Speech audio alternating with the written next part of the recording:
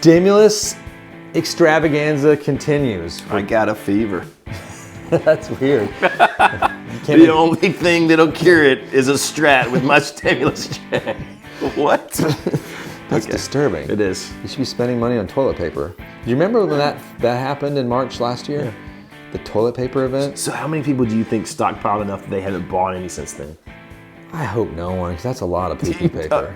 Plenty of people. That's disgusting. If you were one of those people, like that was just rude, and you did something weird for everybody. But anyway, let's get into Strats here. We're holding a plethora. Stimulus just locked out and loaded. We're sort of trying to figure out what guitars we're going to buy. That's right. And I don't care where you buy them. Buy these guitars. Get more guitars. Strats. You know, if you don't buy them from us, that's awesome. If you don't buy them from your local shop down the street, please do that. Don't buy them from the bad guys. Buy them from the good guys, your friends. So right now, on my right, I've got a classic vibe 70s Squier. This is a sweet guitar. It's got that pearloid pickup. It's got the 3 single coils as usual. On my left is the Players Series. So this guy's coming in a little bit below $500. This one's coming right around $750. So I like to say below $800. In case, then what do you got, John? Vintera, pretty sweet guitar. I like those Vinteras. American Professional 2. And the Vintera's like, that's right around $1,000. And that Pro 2, that's going to push your stimulus a little bit bank busters. You're going to go right in that $1,500 range-ish. That's where you're going to land right there. That's a sweet looking one on the white with that pick guard. Yeah. I really like that's got, okay. So let's talk about the features on these. They're all really similar. Now the first 3 here, going from Baxter's side to Jonathan's little right paw here, they're pretty much basically the same, like 3 single coils, tone selector, you know, volume, you got 2 tone, you got your pickup selector. No, the Strat on the far left is the same thing. We got a push function down there on the bottom on your final tone. That's going to give you some more pickup options. It's going to give you that sort of oddity if you want to get that David Gilmour. I call it the Strat Veritone switch. I don't like that. I don't know if I like it. You know, necessarily. I don't use those tones that much, but it's nice if you want to have. It's cool. I'm just simple. Yeah. I like to use like position 5. I think you and I are similar on that. Yes. I'll just leave it towards the neck, or the bridge. You know, it just I can't. I'm not that complicated. So we'll get into them. Neck carve on this guy. It's pretty slim. If you have a smaller hand and you want to get something comfortable, this might be your bet right off the bat. And the price is right. Now, you might not like the big headstock. You might love it. It depends. I'm going to say something controversial. Uh-oh. I like that better than most actual 70s Strats I've played. That's a funny thing. I mean, but think about it, right? I mean, like, I'm not going to say I've never played a great 70s Strat, but most of them. What about 70s Tellys, like 72 Deluxes that are natural with an F-hole? That's is this better than that? Only if you color your F-hole in with a Sharpie. Okay, who would do that? I don't know. Anyway. It's a touring musician who's written hit songs. That is a good point, though. We found it funny that a lot of 70s Strats weigh a ton. $1 million. And some are going for like $10,000. It's like, that's insanity. I'm fine with it. I don't know if I'm fine with it. Like 3-bolt 10K, that's just absurd. They're not getting, that's at the stratospheric of the market. But I've seen it and it's just absurd. But on the whole, I would take that. Now I'm not sure. I don't know if I like the pearloid pickguard myself. I'm never really a huge fan, except on those 72 Telecasters. Correct. Like when you're doing that sort of Merle Haggard swaggered. Cool. Yep. Ooh, Merle Haggard swaggered. Ooh, that was a cool thing I just came up with. T-shirt, new T-shirt. I'm gonna let his family unit use that. Oh, we got some funny T-shirts coming. Don't you worry. Coming. Just wait. We got them coming for you. Then over here on the left, you got the Players Series. This is sort of like the bread and butter of the Fender Strats. Right.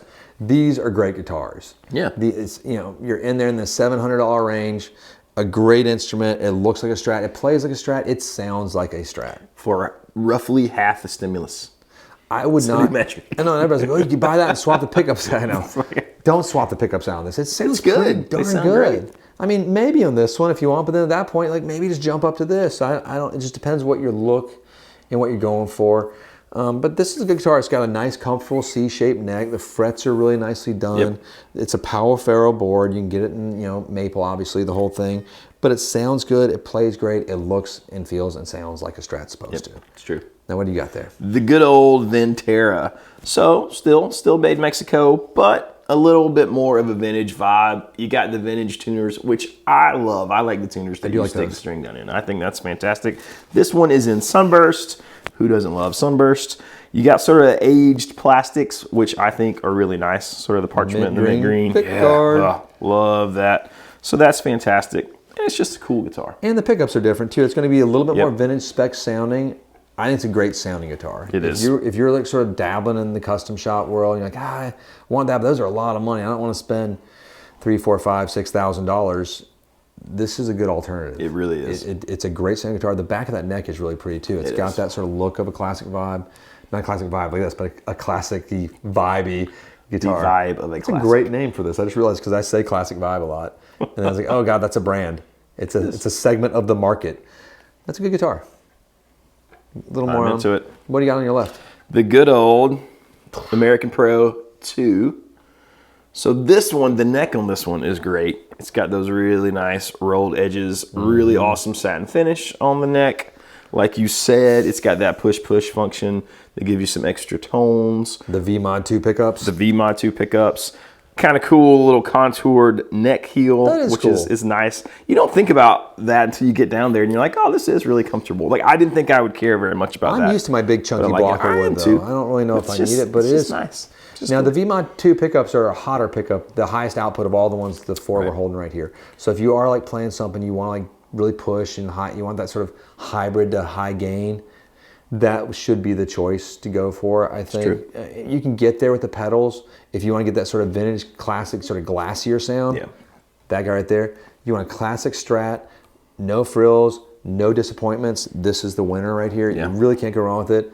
If you want to save some money, right here and put the rest of the money towards an amplifier. That's an awesome choice. I don't know, man. Like on this one, it's hard for me to say no to this guy too. I know. In a lot of ways, just as far as bang for your buck. It's I mean, don't get me wrong. The American Pro 2 is better, and the Vintera is better too. But it's like it's hard to say. But it's not like a runaway victory. On this one, I'd be hard pressed not to take that and also buy an amp if I was spending the same amount of money. I might save up a little bit more. I don't know. That Pro 2 is really cool though. I love this is tough. I can't really choose on this one because I say like this is like the one like if you're just being sensible. But man, sometimes like when you go to the car lot, you're like, you know, I don't need any of this stuff. Oh, that has heated seats. Okay, let's add that on. Well, I don't really need power seats. Oh, okay, that's really nice too. Or power windows, like that's not standard with every car, believe it or not. You know, it's like, but it's really nice. It is. So you don't have to like crawl over your seat to roll your passenger window down. No, I mean that was kind of romantic back in the days. Yeah, it's true. Or like or when like your date would lean over and unlock your car door for you. Like that's. Hey, I can't unlock my door. That was in A Bronx Tale, I think. Like, you know the girl's a keeper if she unlocks the door for you when you get in. Like I think he was waiting. He's waiting and he does it. That's a good movie. It's like one of those like the Bronx Tale has one of those the best scenes in any movie, up there with the Goodfellas and everything. Like when the bikers go into the bar. Have you seen this movie? I have not seen this movie. Oh, it's so good. The bikers go in this bar, and they're sort of wrecking this mobster bar. They don't know it's a mobster bar, and the guy's like, "Hey, you guys mind leaving?" Or like just being polite, and then the guys are like rude, and then the mobster goes and locks the door, and he goes, "Well, now you can't leave. Now you just can't leave." There's something he says in this mobster way, and then it's like then you see all the power drains from the bikers' faces because they know they've stepped into the wrong bar, and they get their butts handed to them. It's great. It's a great scene. It's really fun. Without like murdering stuff that happens in the movie as well. But it's I think Robert De Niro's in it. He plays a bus driver. Well, He's not a mobster. He plays a bus driver. A good, solid. Good, solid, respectable guy in the Bronx. Anyway, Bronx Tale. That kind of reminds me of the Vintera. You know, that's a great segue. Bringing it all back around. Rope that one in like my cowboy days. I do really like the Vinteras. It would be hard. Yeah. The Vintera is one of my favorite lines of the entire Fender line right now. Yeah. And this is not the nitrocellulose version. It's not the roadworn version. It's just poly. And I think it's a great guitar. It checks off a lot of the boxes of what I like in the custom shop. Right. And it gets you close. And I think it's a great instrument. So but the great options. Have fun. Very good options. Let us know what you decided. Or if you have any of these and you're like, I love it, or I hate it, and I sold it the next day. I've done that.